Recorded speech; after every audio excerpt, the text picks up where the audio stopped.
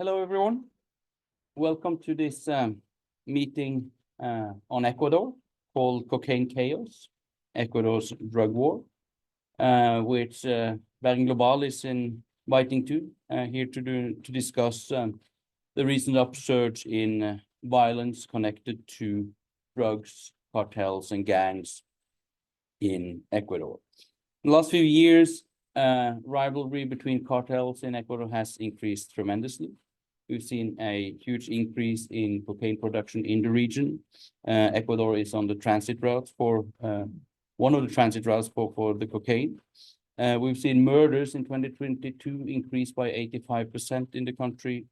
And we are here to discuss how did Ecuador become one of the less safe countries in Latin America, which is the most violent region of the world.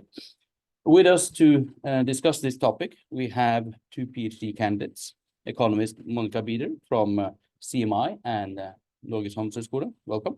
Thank you. And political scientist José Zurita-Tapia from Ecuador, who's a PhD at the University of Bergen. So we've invited these two experts to discuss this spiraling of violence in Ecuador, but also the relations it has to drug production, drug traffic, and cartels in general. Now, I thought I'd start with you, Jose. There's been some recent events. Last night, we heard about a prosecutor being killed, a prosecutor set to investigate some recent spouts of violence in the country. Could you maybe take us briefly through what occurred in particular last week, which I guess is one of the reasons why we are here today, when suddenly Ecuador became the attention of the world for a short time span, which is, of course, a rare thing. So, Jose, please. Thank you so much, Leiv. Hello, everyone. Thank you so much for the invitation.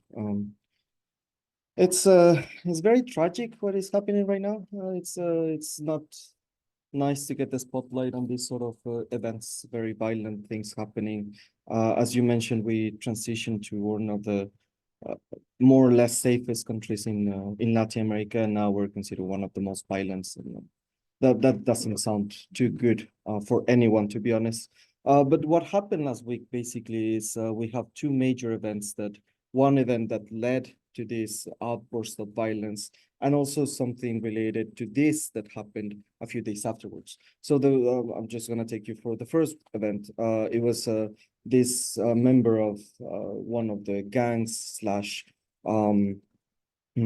drug cartels in Ecuador, alias Fito, leader of Los Choneros. He was to be moved to a maximum security prison in Ecuador, in Guayaquil, called La Roca. He was already there a few months before, but then he was released to another prison where he basically he runs the prison by himself. So basically everyone obeys to what to his needs and what he wants to do and everything. So he was basically tipped off that he was going to be retransferred to this maximum security prison, and because he knows the security guards and the police inside, he managed to just escape. He disappeared. It was a shock for everyone. The government didn't know what to do, didn't know where he was, and now there has been some things, some comments that he's living in Colombia now. He's hiding in Colombia, but nothing has yet been confirmed. So yeah, after this little disappearance and escape from this major drug cartel leader, something else happened a few after, there was this taking of hostages in this one major television company that is run by the state, TC Televisión. But it was taken by 11 people. No one has yet acquired or called saying that they did this. So it was not, it hasn't been attributed to any gang or cartel so far. And then 2 days after that happened, in one of these prison riots, another prisoner escaped. He was recently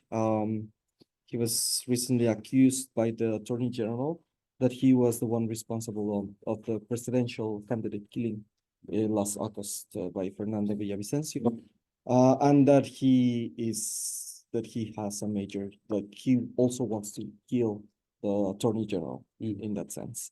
So he was also in a prison, and because of these riots, he also escaped. So kind of these three events are connected to each other. Thank you, Jose.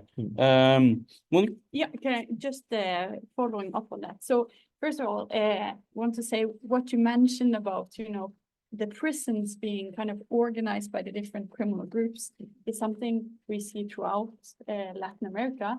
And it's mostly coming because the prisons are terrible, right?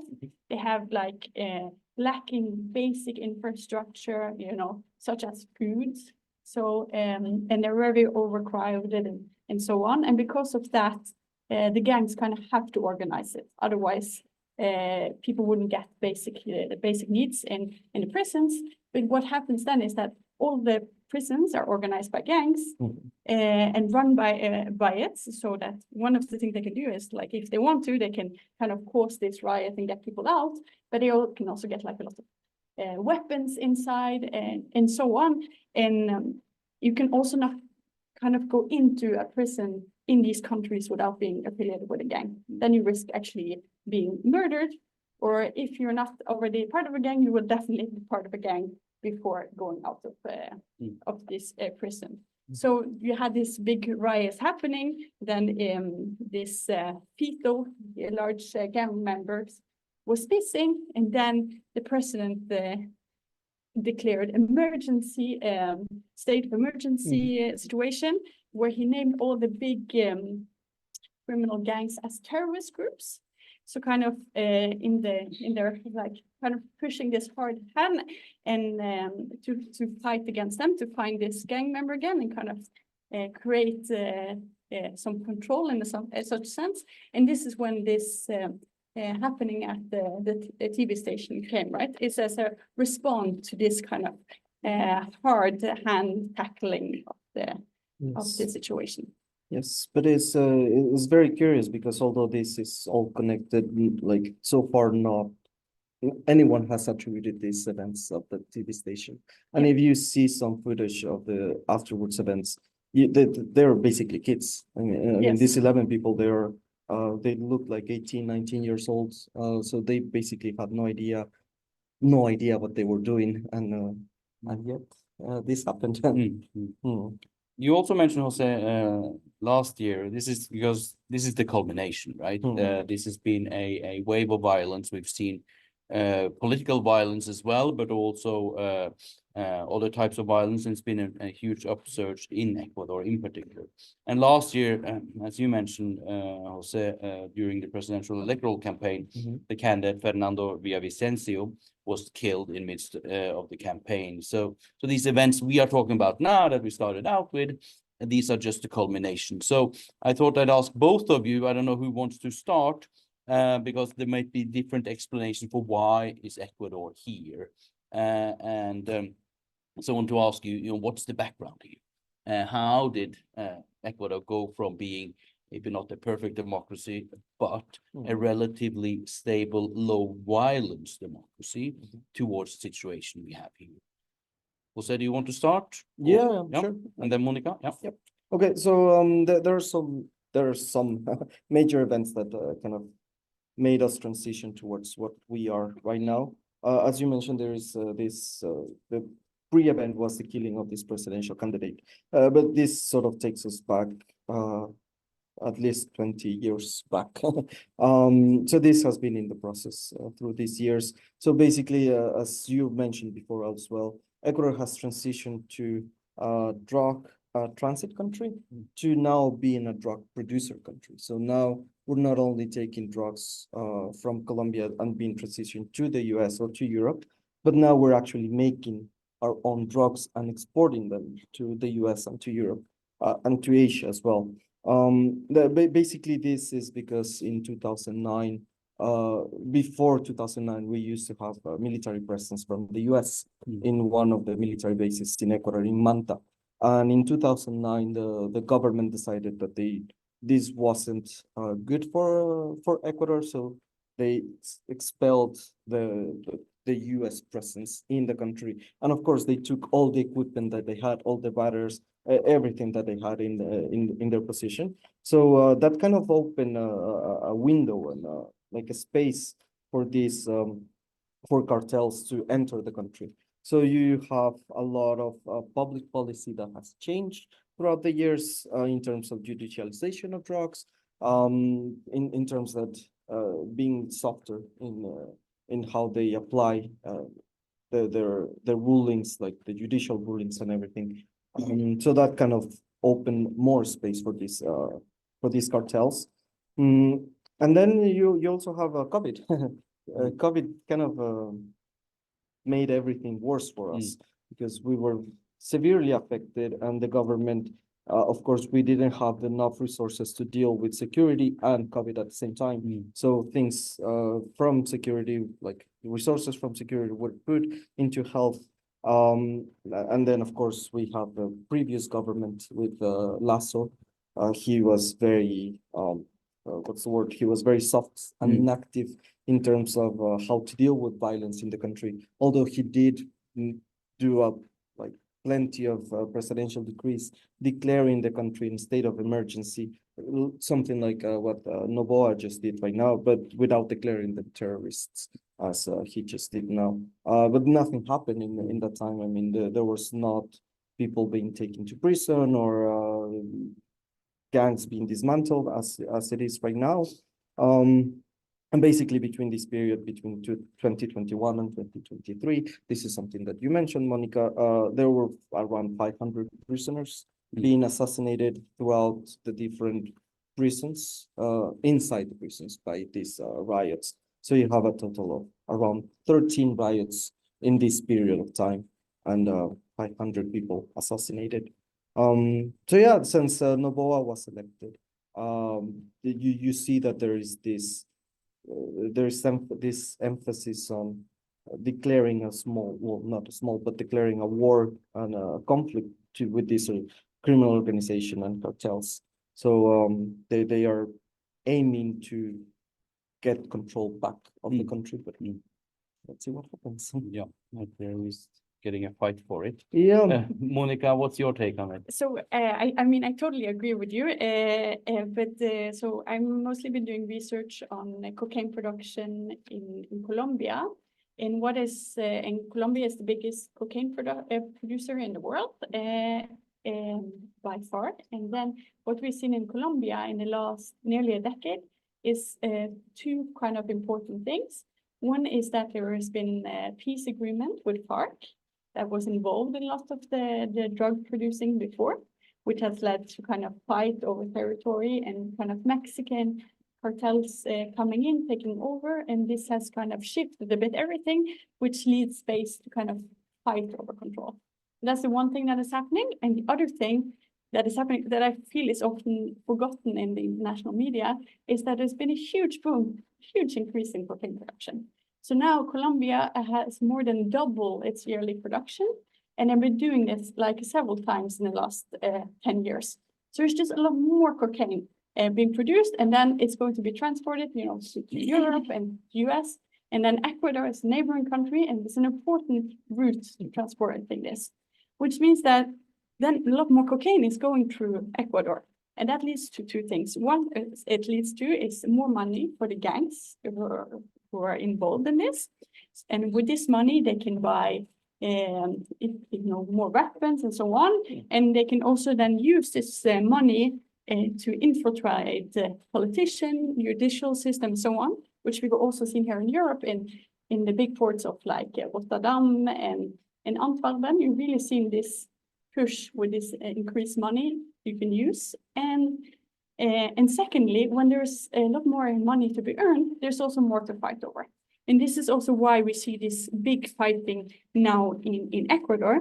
It's originally coming from fighting between the gangs, right? Because they want to control the areas and especially want to control the big ports where you can smuggle out the cocaine. And then, for example, both to Europe, but also to US, one very popular way of smuggling the cocaine is through fruits. Because fruits has to go fast through import control. So it's an easy way to get it, and a lot of fruits are being transported, for example, from Ecuador. So yeah. Yeah, there has been plenty cases now in media as well that findings of drug in bananas from Ecuador. Which Exactly. is, well, it's one of the major exportation products. So it's sad. But then just following up with what you mentioned with the corruption inside the country and throughout Latin America, because these gangs, what they want, and cartels, what they want is to gain power as well of public institutions.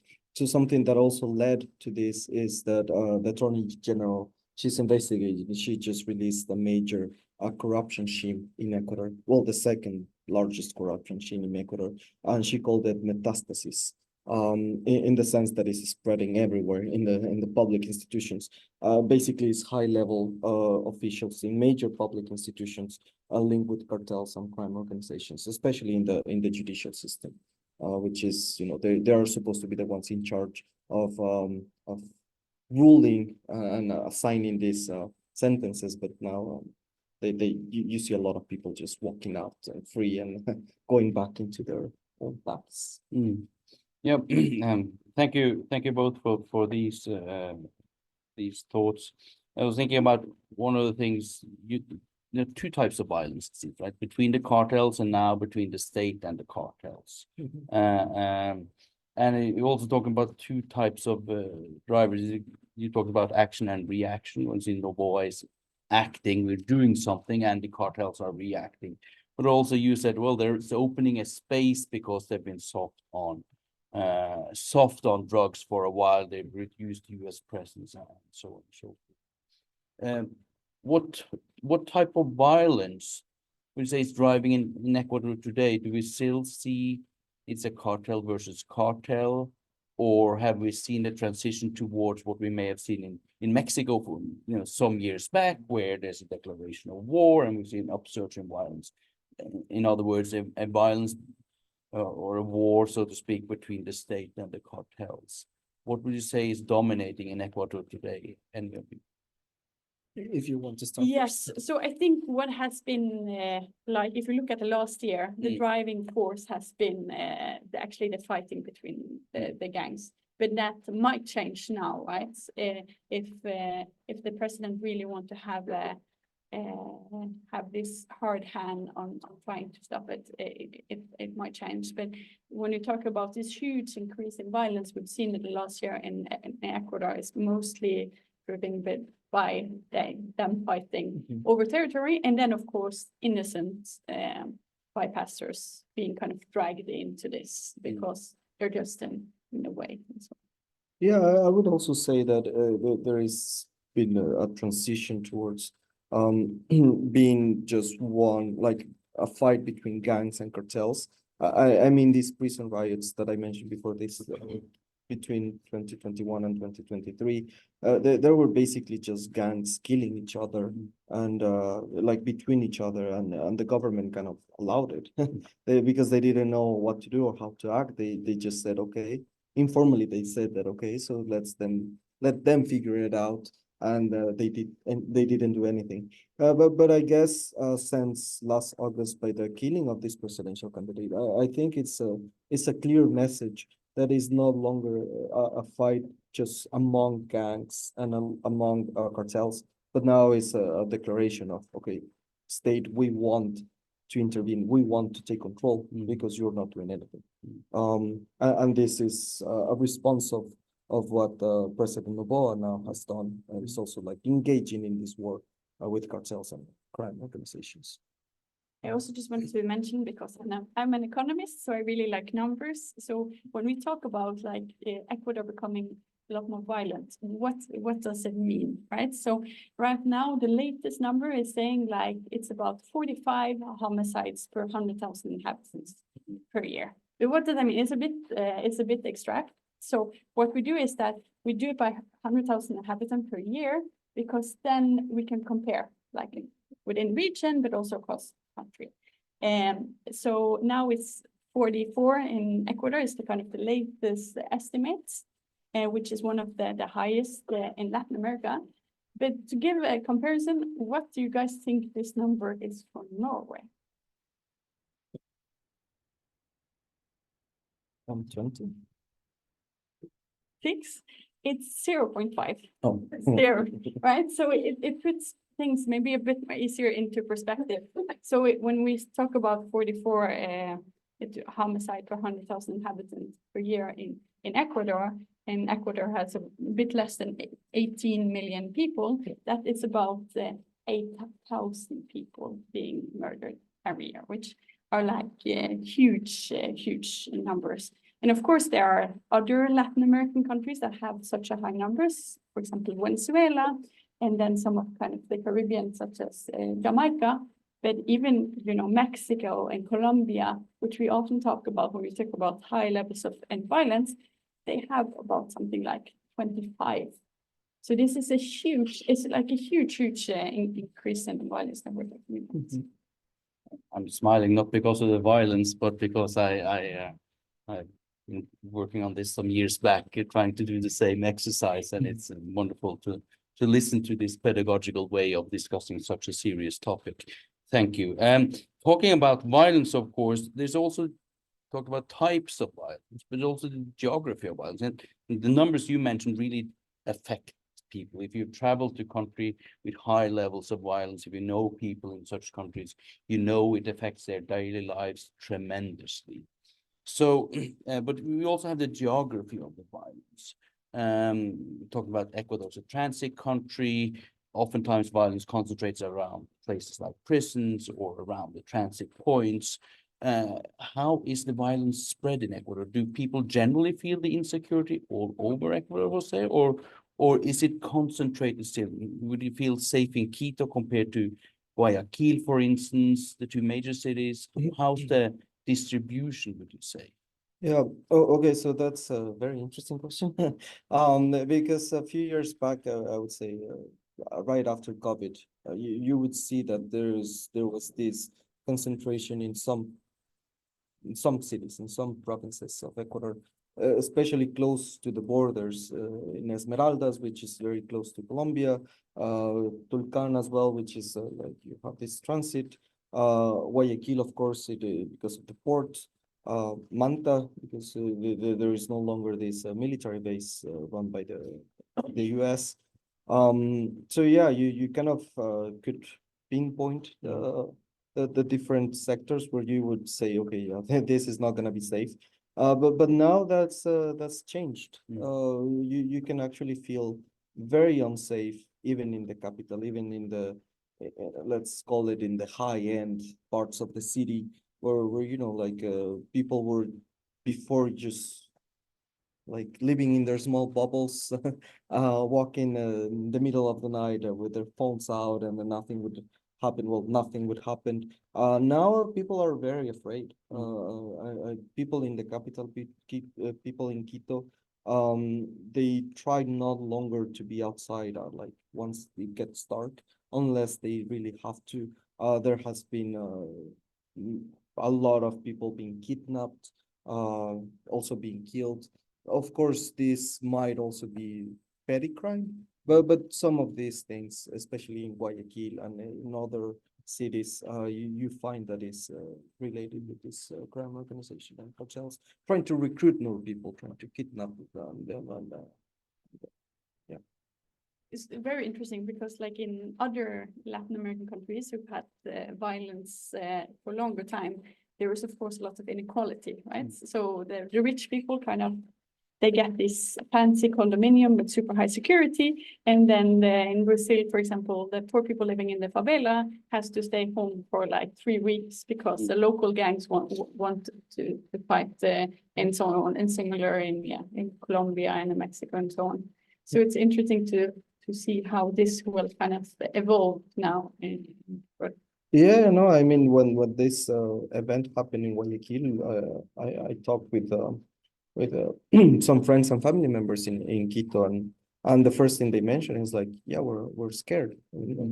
People were just running in the streets, not knowing what to do, what to expect, and then just seeing the military being deployed all over the country is something that both at the same time is scary, but then they also kind of feel more safe because there's people outside and trying to take care of them. So it's a kind of a weird combination because you see them all armed, you might feel scared, but you also feel safe at the same time. Thank you. I forgot to mention, but there will be a chance to ask a question towards the end. I don't know if there's a chance for the people online to ask questions as well. So if there's anyone online, please write them down. I'm sure you've been given instructions already on Zoom. So if you have questions in the audience, keep them. We'll continue for a little while more longer, and then we'll open up. Now, mentioned a couple of times, all the upsurge in violence, and we see now that there are reactions from the state. Recently elected President Noboa declaring the state of emergency, declaring the cartels for being terrorists. And for me, who's followed Latin America for a while, this sounds vaguely familiar. I've heard the story before. Could any of you, deepen up a little bit or tell us a little bit more about the reactions from the state for the last week, but also the upsurge over time, and to what extent this upsurge in violence and how to respond to it has generated political divisions? Is there agreement on how to respond to this violence? Is it a division right left on negotiation versus meeting it with violence and so on and so forth? How is this being taken forward politically? What is the response of the state? What are the political actors thinking? Do you want to start? Yeah, so what I can say is that I think this hard like tackling of the gangs is very inspired by El Salvador, right? And Bukele, the president there, who kind of in the last year has had a really a hard hand on the criminal gangs, basically just putting everybody in prison, and then now violence is going down, and people are happy, and all the surrounding countries are like, wow, can we do the same thing? And though I do agree that at a certain level you have to tackle this kind of violence and be hard. That's not a long-term solution. First of all, if you just put everybody in prison, and the prisons are still run by the gangs, right? You create this vicious circle where if you are a young boy, you have to be part of a gang, because no matter what you do, if you're an innocent person, abiding by the laws, you know that somebody will put you in prison, even if you didn't do anything wrong. And the prisons are run by the cartels, so then you have to preventively go into a gang, which is very, very bad, right? So I think that's kind of one of the fears you get like that, and then you get good organization inside the prisons, and then you actually create bigger cartels by this thing in the long run. So I think in the short run, of course, you need to have some control, but I think it's also important to think about this long term. Yeah, no, I agree with you. A lot of people in Latin America are thinking of the Bukele style of doing politics. But then once again, you have to see for the long run what's going to happen. And I think for Ecuador that wouldn't be a good solution, especially because we have very weak political institutions at the time. And you cannot only have the police and the military 24/7 in the country all the time. That is not good. I argue. And also the response that has been happening right now is people just being gathered up and put in prisons, and but just to get the numbers up. But then the question is, are they actually guilty of doing something, or are they just getting these people to once again get their numbers up and to say, okay, so these are hard numbers, we're getting this number of people in prison, and we dismantle this number of organizations. That's something that we will have to see. I mean, I'm very sure we will have serious consequences of human rights violations as well. So let's see what other international organizations have to say with this. But then if we think of the political aspect of what's happening right now, after last week's declaration of this, declaring this organization as terrorists, You see that every political party in parliament has given full support to this to this presidential decree and to the president. Also, the leader of the Social Christian Party in Ecuador, he used to be a former mayor in Ecuador, in Guayaquil, sorry. He gave his full support to Noboa as well. Former President Correa also mentioned his full support, although we have to see what happens with that. But then you also have to think that we are basically an improvised country. I mean, we do everything by improvisation. And this and this verbal support that is happening right now, I mean, you do have to take it with a pinch of salt. You never know what's going to happen next. Ecuador is going to face a new election next year. So all the political parties are kind of like fishing with dynamite, trying to see what happens out there and just to get electoral support. But now this Social Christian Party and the former President's Correa party, although they declared the support, now they're against of increasing taxes to fund these sort of activities, to fund this war, but also to fund other basic needs as paying salaries to the public sector. I mean, we kind of need that money right now as soon as possible. And they are not agreeing with this. So, you know, at the end is once again empty promises. Thank you. One mentioned El Salvador as an example. I was thinking more of Mexico as another example that wasn't necessarily as popular as the one you see in El Salvador. This is, of course, an international issue, right, Monica? To what extent can the state, even if in the best of conditions, you have a strong state, you have good politicians, they know how to deal with it, to what extent can they actually solve these issues? Because it's in international trade. It is connected. You already mentioned Colombia has increased cocaine production to new records. It's related to peace agreements in Colombia. It's related to developments in Venezuela. It's related to cartels in Mexico. To what extent does the state have, the Ecuadorian state, in even the best of conditions, have the power to actually address this issue? So very good question. So you mentioned Mexico, and then in Mexico there is a very interesting study we've been looking at when they have election and then they switch party at the local level, and they just switch enough, and then some parties they have like a harder kind of way of tackling the gangs, and then they look at what happens. And what one see, and we see it in other countries as well, we see this balloon effect, right? So if you find something here, then the cartels go another way, right? So if you find something in one place, it will go to another country and so on. And so it's very hard because the demand is so big, right? The international demand coming from Europe, Norway, US, and so on is so high that it's there's so much money to be earned in a place where many people are poor, right? A place with a lot of inequality.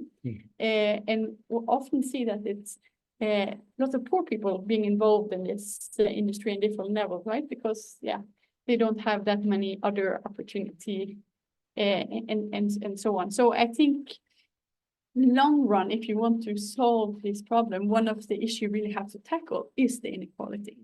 So for example, from Peru, there's a study that shows what happens. So when there's a lot of like hard tackling on the cocaine production in Colombia, at a certain point, it goes more to Peru. And then there's an increase in demand for the coca leaves, and then they look at what happened in schools. And then they see that some of the children, they had these school programs. So the family got a little bit of money to put them in school, and in other areas they didn't. And they see that when this happens, that there's this demand for coca leaves, and then people working on this. In the areas where there is no school program, the children leave the school, and then they start working with this. And then where there's a school program, they continue in the school. And then they look at them later in life. And what they see is that the people who left school in this area in this time and started to go into the cocaine kind of farmer industry, they're much more likely to be convicted or imprisoned for this later in life.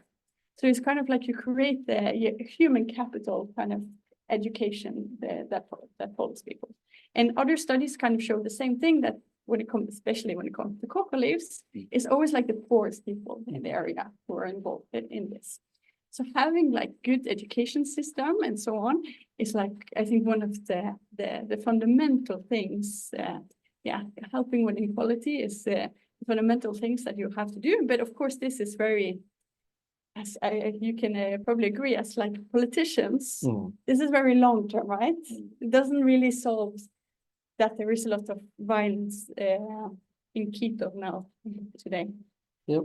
No, if I can just jump in with this really fast, I agree. I mean, Ecuador doesn't. Once again, we're constantly improvising what's going to happen next, and we're trying to reform the country for every election. So every 4 years, there is someone new coming in and saying like, yes, we're gonna change the country. We're gonna do something else, and then their period passes and nothing ever happens.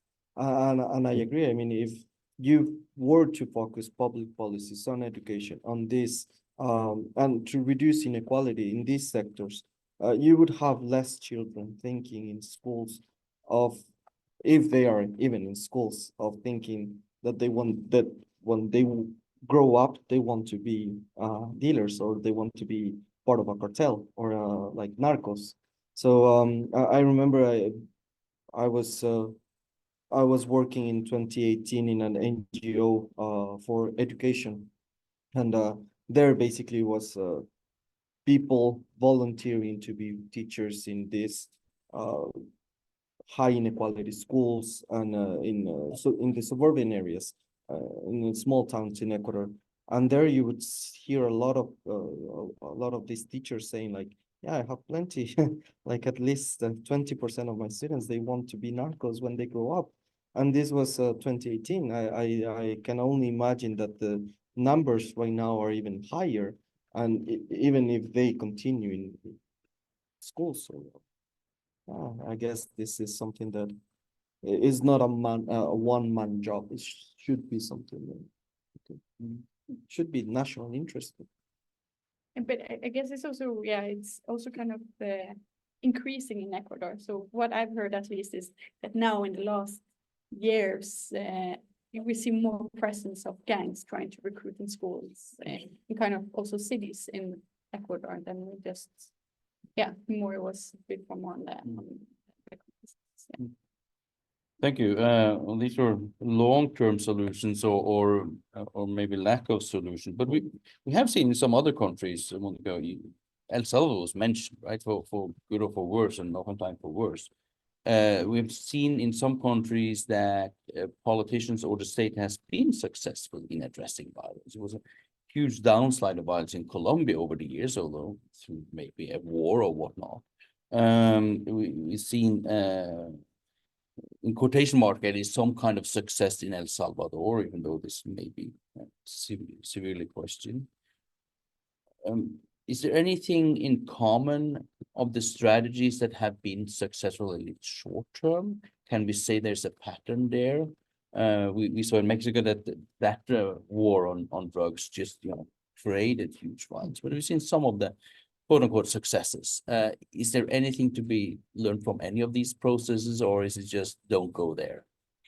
I think it's a hard question, because how do you measure success? Is it just the decrease in violence? Because I think many people think that Italy right now is successful when it comes to the mafia, right? Because there's no longer any violence. But I was just there on a research day now, and the mafia is still present. It's just that they decided not to do violence and then integrated more and more into the legal economy. So I mean, so if if you define the success of just not having violence, you can just get one group to be in control, and then you can be happy with that. But of course, I would, as you said, Colombia is it's a lot better to live in Colombia today than it was just 30 years ago. And especially like the big cities like Medellin and so on was very dangerous to live in before. And now you can have a peaceful life in it. And it's definitely, there is a study from Medellin actually that shows that what happens when police are more active and fighting against the groups. So when the groups get more control, they extract more from the people living there. So if they are in like a good period, you know, COVID, the state is not there, then they take higher taxes for like all the local shops and so on. And as the government takes control over the area, they can no longer get this money. So it's definitely something to, you know, try to regain the control. Because of course, often these cartels will tell the locals like, oh, but we can give you stuff, right? And then during COVID, they were like, oh, finally, you know, we can give you something. But then this is in the long term, they want something back from it. So there's definitely something from, especially now in Ecuador, of them actually trying to stop this. And though it's violent to go to war and kind of calling them terrorist organization, I think it would also be very irresponsible not to do anything. I mean, we saw that between 2021 and 2022, nothing ever happened in 2023, sorry, and now you see how much control they gained in not only in these specific cities or provinces, but now throughout Ecuador. Yeah, I wouldn't know what to say if the response or if the Bukele response should be the one we should follow. Whenever I think of Colombia and of Mexico, what you mentioned is very true. I mean, you might not see a lot of violence right now, but it's only because they are so inserted in the public institutions, in the state, that they kind of negotiated this low-key peace within cartels and within the state and within the government.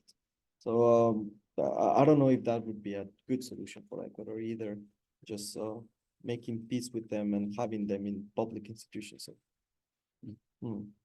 Damned if you do and damned if you don't, it seems like. I wanted to open up for questions. So we had a very, very interesting conversation so far, Monica and Jose. So please, if there are any questions in the audience, Susanne is around there with a microphone. I see one hand up in the air in the very back, so you others may start thinking about questions while Siri poses one.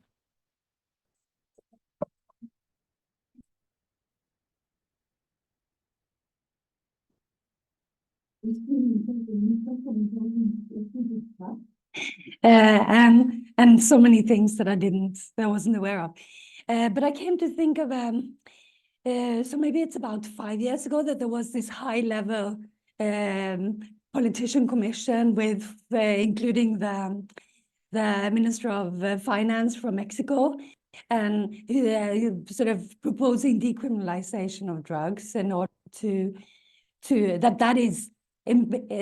that's the only way to, or one important step towards trying to deal with the criminalization of the state and the high-level corruption and all the power of the cartels. I know that this is a little bit outside of what you've been talking about, but I would really love to hear all of your reflections on that. I'm Siri Gloppen. I'm a professor at the Department of Government at the university and the head of Law Transform here. So thank you for your question. It's I think it's a very relevant question, right? And it's been in Colombia, it's been discussed a lot, and there is a consensus kind of around the researchers doing research on this, that you should try to legalize, because then you kind of get away kind of some of the burden. If you're Colombia or Ecuador and so on, you get all the burden, and then the Europeans and the Americans they get all the fun, so to say. Very simple. But I think there are two kind of main issues with this. One is that we're talking a lot about legalizing marijuana, which you can legalize marijuana, but you're not going to get rid of this problem by just legalizing marijuana, right? You would have to legalize everything.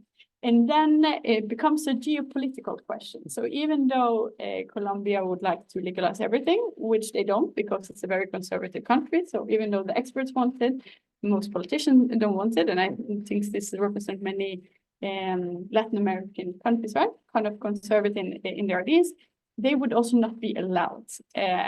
Just think about the heavy presence of US and many of these countries. They would just not be allowed to legalize heroin, you know. I think that's my view on that. Though I think it would have helped them if they could. Yeah, no, I fully agree with you. There's been this conversation of if this is the problem, then why not making every drug legal? But then that's once again, that's not the solution, I would say. But also it's that wouldn't work in Ecuador. They wouldn't actually be willing to do it because of this very high and conservative society that we live in, and although politicians might say that they are open towards this sort of events, they by the end you see that they just don't agree. I mean, it's just by passing this law to make marijuana like legal for medicinal purposes. You see, there was this high debate, like a lot of debates saying like we shouldn't do that, we shouldn't go that way, because after this is just gonna be the tip of the whole thing, and every drug will be allowed and everything. So you see these sort of discourses that go to the extreme, and yeah. Pauline? You touched a little bit upon it, but you discussed how coca leaves production travels with interventions. So you have a state intervention to limit production, and then it moves to the next area or the next country. And would you say that the increase in violence and in cartel wars in Ecuador could be linked to successful state intervention in Colombia, in Venezuela, around the region? And then not only did you see cartels, local cartels getting power, but maybe also the influence from outside, and Ecuador being a kind of host country for many cartels. And now we see increasing violence in Ecuador and maybe a lower violence in Colombia, and it might move around. And I think of this because there are also studies about, for example, in a completely different domain, but also a conflict where the Basque Country in Spain, the Basque armed movements were using the Basque Country in France as a kind of home base, and then violence started in France. And so I was wondering if there is anything like this that could be also happening. Thank you. I don't know who wants to go first on that. Yeah, okay, José? I'll take this one first. Yeah, definitely you see, as Monica mentioned, Colombia made this peace agreement with FARC. And because of this peace agreement, you see a lot of small cartels that were not, like they didn't have a position in Colombia anymore. So they transitioned towards Ecuador, especially in the Esmeraldas, because it's so close to the border. They established themselves there. And also these crime organizations, former members of FARC, they went to Ecuador to try to establish the same routines and to get taxation from citizens, because they need to survive in a way. So you see a lot of that. And Ecuador right now is hosting one of the two major drug cartels from Mexico. You have cartel of Sinaloa and also cartel of Jalisco. The two of them have presence in Ecuador. I mean, alias Fito, although he's the leader of Los Choneros, this is directly linked to these two major cartels in Mexico. And what they say in media right now is there are some rumors that he might want to be in Colombia, but then head towards Mexico, because he will be safe kept there, and he will have all support from these cartels. And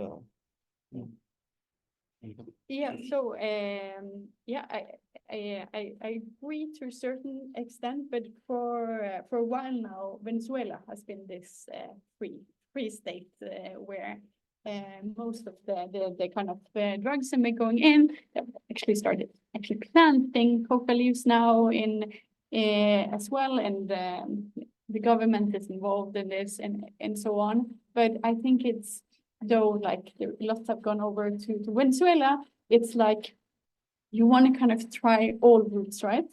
So, and then a lot of the production in Colombia is also close to the Ecuadorian border, so it also makes sense to go to in this route. And also what you were saying, like about this park, about this kind of strategy we're seeing now, it's very guerrilla strategy, right? Also this going into the politics, even though they have like no kind of direct the political interest, as kind of you've seen more with the guerrillas and so on, but yeah, still interesting.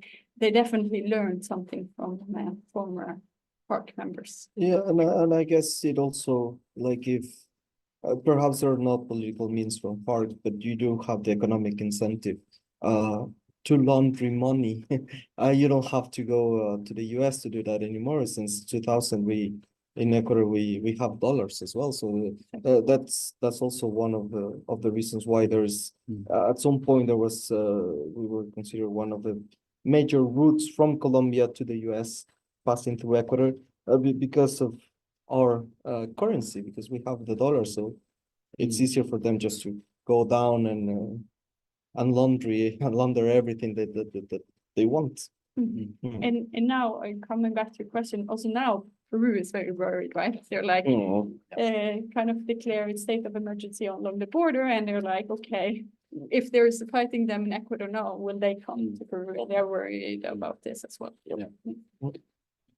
We've seen some negative developments already earlier than this. So thank you both. Thank you, Pauline. Other questions or any questions on online? There's one hand, Pierre. Yes. Hi. Thank you very much. That was very interesting discussion. So you seem to converge to the idea that education would be the right way to fight the drug issue in Ecuador. But because you also seem to say that fighting drugs is a question of state capacity, in the sense that states has to have the means to combat drug trafficking. So if the state cannot do that, can it implement large-scale education? You mentioned it, Emily, so that's one for you. Yeah, no, of course, this is it's all connected, right? The inequality, lack of education, and so on. But I definitely think that they're kind of two different things, and you should do both, and it's hopefully not from the same part of the budgets and so on. But also if you think about kind of, and also if there's no capacity of it, if you want to think about what international community can do, right? US have just been bringing down untrained armed personnel and a lot of weapons, which is, again, is also what is ending up in Ecuador now, right? It's the lot of the weapon coming down. So I think instead of just bringing the weapons, we should also bring the focus on the education. Yeah, that's a very good but difficult question to answer. I mean, the state right now has no capacity to deal with education and security and health. I mean, some people like to use this term a lot of a failed nation, a failed state. I don't think we're close to that yet. But the more time passes, the more we kind of tend to go towards that direction as well. And once again, I mean, if political parties don't agree to increase taxation as of now, then if you're not able to pay public sector salaries, then how can you expect to do more, to invest in education, to do these sort of things? Is some feasible. And I imagine the increased presence of gangs in and of itself reduces state capacity to some extent, right? So the more these gangs cartels get a chance to stay, they also reduces the capacity you need to address the issues, right? There's time for one more question if there is one, and if not, I have a final question for you, but I'd like to give the audience a chance. No, okay. Then the final question to each and one of you is, of course, what happens now? What do you think? How will this proceed? Will we see a low-key peace agreement under behind the curtains to reduce violence? Will we see increased war actions from the state and spiraling bouts of violence in Ecuador? What do you think? Yes. Yeah, I think the violence will go down again because I mean, just for the political show of it, this nobody wants that, and then there will be some kind of agreement one way or another. But I think it's also important to think about, like in Colombia, in Ecuador, these large scales of cocaine going through the country. There's no way they could have gone through the country if it wasn't for corrupt politicians, right? Because it's just the amounts. It's people see it, right? So there is already some of it now, and I definitely don't think you will kind of see like a full-blown year-long war. I don't think so. Hopefully not, but yeah. Yeah, let's stay positive on this side. I think it's very difficult to tell what's going to happen in the next year, so even in the next months. Well, once again, I mean, we're running with a lot of improvisation day by day. There is no clear line of what's going to happen, what the government wants to do. There has been talks about this Phoenix plan with national security, but no one yet knows what Phoenix plan is and what it entails and what are the directions towards this. So I think there might be a backslash with the, I mean, if the state is not able to pass the laws that they need and that they want, for instance, to change this policy of the military presence only being to protect the border, but get them inside. Once again, we cannot live by presidential decrees and states of emergency every so often, every month, basically. So yeah, I would say if the state is not smart enough to do something, we might face a backslash with these drug cartels and criminal organizations trying to get power back. But do you think that there might be some international, such as the US, who would come in and offer a hand? I mean, they already mentioned that, Yeah. and President Noboa, he's very willing to talk with them, but then he's definitely not willing to talk with this, to try to negotiate with these terrorists, as he calls them now, as we call them now. So I guess if the state is not willing to hear, at least at some point, then it's going to be very difficult to actually get something out there and like to improve the situation.